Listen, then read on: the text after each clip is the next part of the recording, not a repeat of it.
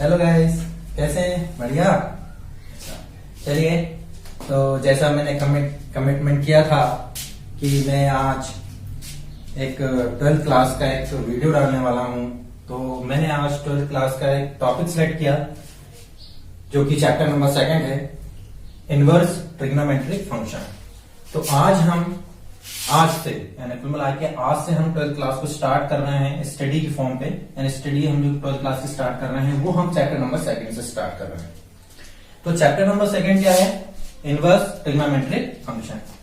तो फ्रेंड्स, हम inverse trigonometric function को पढ़ने से पहले, इनवर्स तो बाद में आया, पहले हम ट्रिग्नोमेट्रिक फंक्शन के बारे में जानेंगे कि ट्रिग्नोमेट्रिक फंक्शन क्या है।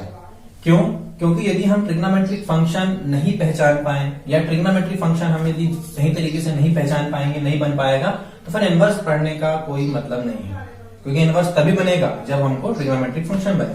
अब ट्रिग्नोमेट्रिक फंक्शन तो सर बोले हमको तो बनता है, ऐसा ट्रिग्नोमेट्रिक फंक्शन में क्या लगा सर बोले साइन कॉस टेन, ये तो ट्रिग्नोमेट्रिक फंक्शन है। ऐसा नहीं है। यानी हमको ट्रिग्नोमेट्रिक फंक्शन बनने का मतलब ये है कि ट्रिग्नोमेट्रिक फंक्शन क्या होते हैं, ट्रिग्नोमेट्रिक फंक्शन की वैल्यू क्या होती है, यानी उनके जो कोण अलग अलग जो एंगल्स होते हैं, अलग अलग जो कोण होते हैं, उनकी वैल्यू क्या होती है, इसको जानना बहुत जरूरी है। क्यों?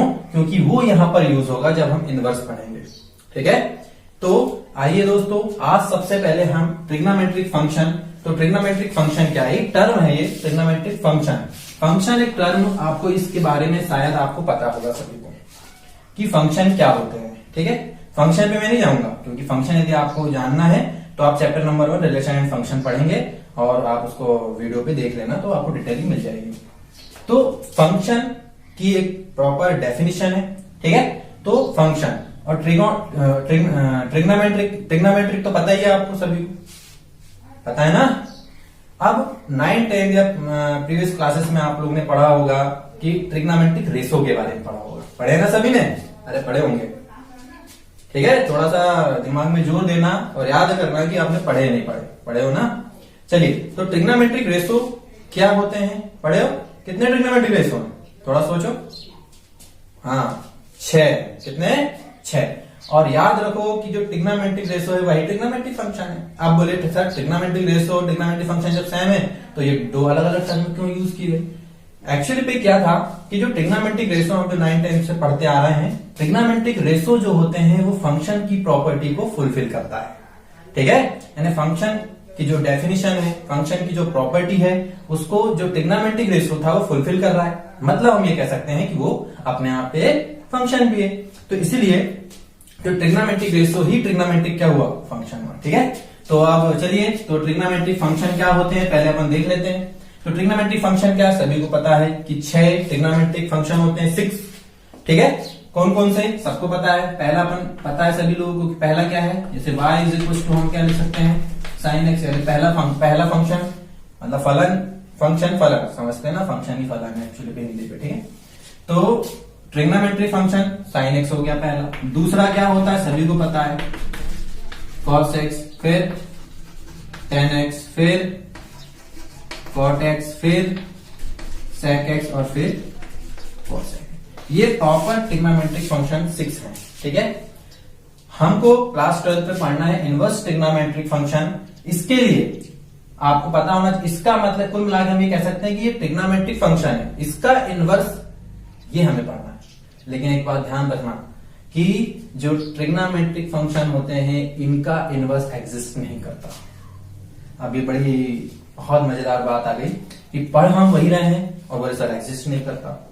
लेकिन इसके बारे में अपन थोड़ा सा अगले वीडियो में डिस्कस करेंगे, क्योंकि वहीं से अपन स्टार्ट करेंगे कि वो क्यों एग्जिस्ट नहीं करने की बात मैं क्यों कह रहा हूं, और फिर हम उसको इनवर्स ट्रिग्नोमेट्रिक फंक्शन कैसे बनाए, उसके लिए क्या रिस्ट्रिक्शन बनाई लगी है, प्रतिबंध क्या लगे हैं वो देखेंगे, और उसके साथ फिर हम उसको इनवर्स ट्रिग्नोमेट्रिक फंक्शन बनाएंगे। तो चलिए दोस्तों, सबसे पहले हम इन ट्रिग्नोमेट्रिक फंक्शन के बारे में हमने तो पढ़ लिया कि ट्रिग्नोमेट्रिक फंक्शन 6 है। अब हमको पहली चीज कि इनकी वैल्यू पता होना चाहिए कि ट्रिग्नोमेट्रिक फंक्शन की जो अलग अलग एंगल पे वैल्यू जो होती है वो क्या होती है। तो चलिए सबसे पहले हम वही देख लेते हैं कि जो ट्रिग्नोमेट्रिक फंक्शन होते हैं उसकी अलग अलग कोणों पे वैल्यू क्या है। और ये जो वैल्यू मैं बता रहा हूं, ये सारी क्लासेस के लिए बहुत इंपॉर्टेंट है।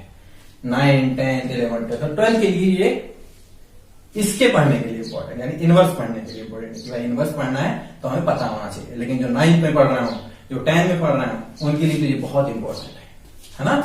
लेकिन अपन तो 12th के बेस पे पढ़ना है, तो इसलिए अपन को ये पता होना चाहिए। तो मैं आपको ट्रिग्नोमेट्रिक रेशो पे उनकी वैल्यू निकालने सिखा रहा हूं।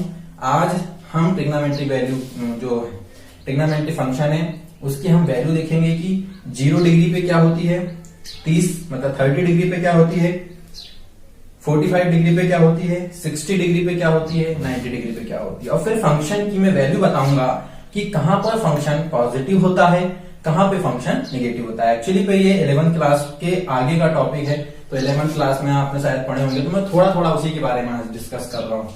ज्यादा मैं अभी नहीं जाऊंगा, क्योंकि हम यदि डिटेलिंग में जाएंगे फिर वो 11th के टॉपिक उठाना पड़ेगा। तो 11th की वीडियो, 11th के टॉपिक का जब मैं ये वीडियो बनाऊंगा तब उसमें देखिएगा, ठीक। बाकी मैं फिर भी थोड़ा सा आपको बता रहा हूँ कि जैसे कि हमको पता है कि ये होता है sin x, cos x, tan x। मैं 3 वैल्यू के लिए निकाल रहा हूं, और आपको पता है कि इसका इनवर्स यानी इसका अपोजिट कर देंगे, यानी रेसिप्रोकल करना है, ठीक है। इसका रेसिप्रोकल कर देना, इसका रेसिप्रोकल करना, जो वैल्यू आएगी, और वही किसकी वैल्यू मिल जाएगी, साइन का जो भाई होता है वो होता है cos x, cos का जो भाई होता है वो होता है sec x, और tan का जो भाई होता है वो cot x होता है, ठीक है। चलिए, तो यहां तो सबसे पहले मैं लिखता हूं 0, सॉरी पहले यहाँ एक थोड़ी सी बात बताता हूं। सबसे पहले हमको यहां लिखना है गिनती, 0 1 2 3 4। ध्यान रखिएगा, मैं यहां पर आपको क्या बता रहा हूं, इनकी वैल्यू बता रहा हूं कि अलग अलग कोणों पे इनकी वैल्यू क्या होती है, साइन की वैल्यू क्या होती है, कॉस की क्या होती है, टैन की क्या होती है। क्यों? क्योंकि जब हम इसको पढ़ेंगे तो ये वैल्यू काम आएगी, ठीक है। अब आपको कुछ नहीं करना है, फोर्स इसको डिवाइड कर देना सभी को। ये एक ट्रिक है, आपको बताइए, जब बता रहे हैं कि इसको कैसे निकाला जा रहा है मान को, ठीक है। फिर इसके बाद इसको क्या कर देना, अंडर रूट कर देना है, यानी इसमें करनी लगा देना है, रूट लगा देना है, ठीक है। अब कुछ नहीं है, इसके नीचे यहां लिख लेना है 0 डिग्री, यहां पर हो जाएगा 30 डिग्री, यहां पर हो जाएगा 45 डिग्री, यहां पर हो जाएगा 60 डिग्री, और यहां पर हो जाएगा 90 डिग्री, ठीक है।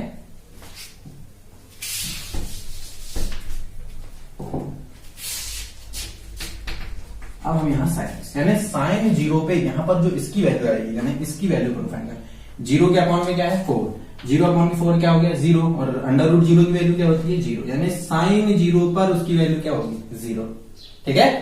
इसी तरीके से अब 1/4 कहीं कैंसिल नहीं हो रहा है, ठीक है। तो अब अपन रूट की वैल्यू निकाल लेते, तो 1 रूट ऑफ 1 मतलब 1 रूट 4 मतलब इसकी वैल्यू क्या होगी 2, यानी साइन 30 डिग्री की जो वैल्यू होगी वो 1/2 होगी।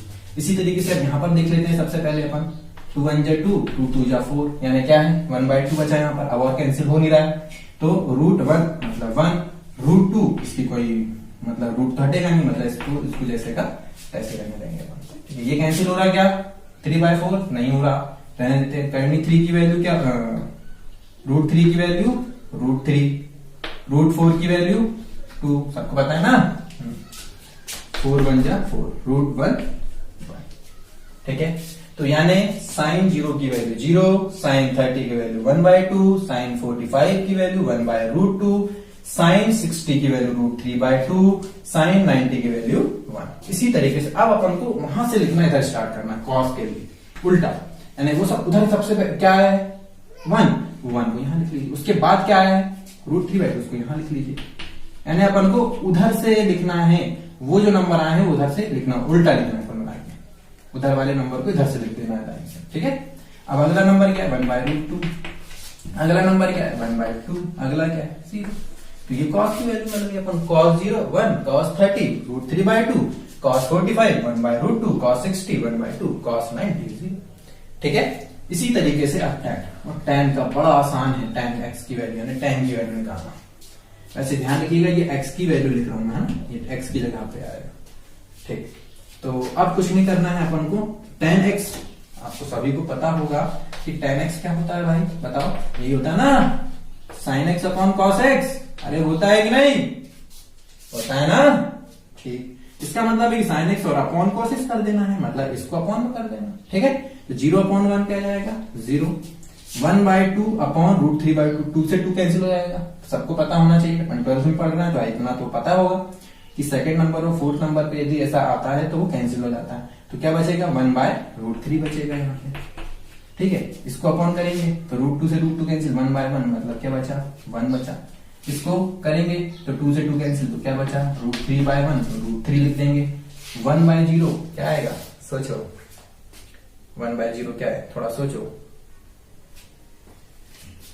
इनफाइनाइट। Very good. अब इनफाइनाइट, ठीक है ना, याद रख लेना कि कोई भी नंबर हो यदि अपॉन पे 0 आएगा तो उसकी वैल्यू इनफाइनाइट होगी। ठीक है, तो उम्मीद है मुझे कि ये सारी वैल्यू आपको समझ में आ गई होगी। ठीक है, अब मुझे कॉट बताएं। तो इसी तरीके से अपन क्या करने वाले हैं, जैसे कि tan x का 0 1/√3, 1√3 इनफाइनाइट ये होता है, इनफाइनाइट का मतलब 1/0। ठीक है, तो इसी तरीके से कॉट है ना, हम कॉट का निकाल सकते हैं। कॉट का क्या होता है, आपको पता है कॉट जो होता है 1/, क्या होता है, tan x होता है। तो 1/tan x होता है, इसका मतलब है कि tan को हमको क्या करना है, पलट देना है। tan का जो भी होगा कि न्यूमरेटर को डिनोमिनेटर में लिख लेना है और डिनोमिनेटर को न्यूमरेटर में लिख लेना है ना। तो चलिए इसी तरीके से अपन कह सकते हैं कि जो cot x होगा वो ऐसा का 0/1 है, तो इसका क्या हो जाएगा 1/0। 1/0 मतलब क्या हो गया, इनफाइनाइट, अभी बताया। ठीक है, और फिर इसके बाद इसको अपन रेसिप्रोकल करेंगे और पलटेंगे तो √3 आ जाएगा। 1/1 का तो 1 ही आ जाएगा, इसके अपॉन में 1 है, इसको जब अपन पलटेंगे तो क्या जाएगा 1/√3। और इनफाइनाइट के लिए 1/0 पलटेंगे 0.1, 0.1 मतलब। इसी तरीके से अब आपको क्या कर लेना है, sec का भी आप निकाल सकते हैं। sec किसका है, cos का होता है, तो ये 1/cos से निकल जाएगा, मतलब cos को पलट देना है। ठीक है, नीचे वाला ऊपर, ऊपर वाला नीचे, यानी डिनोमिनेटर को न्यूमरेटर में लिख लेंगे, न्यूमरेटर को डिनोमिनेटर में लिख लेंगे। ठीक है, इसी तरीके से आप इसकी वैल्यू निकाल लेंगे, cos x की वैल्यू निकाल लेंगे, जो क्या होता है 1/sin x होता है। ठीक है, तो इस तरीके से हम इसमें sin, cos, tan, cot, इस तरीके से हम सबकी वैल्यू निकाल सकते हैं। ठीक है, तो उम्मीद है मुझे कि ये वैल्यू निकालना आप सीख गए होंगे, और इसको आप चाहो तो एक बार नोट कर लें सभी लोग जल्दी से, है ना।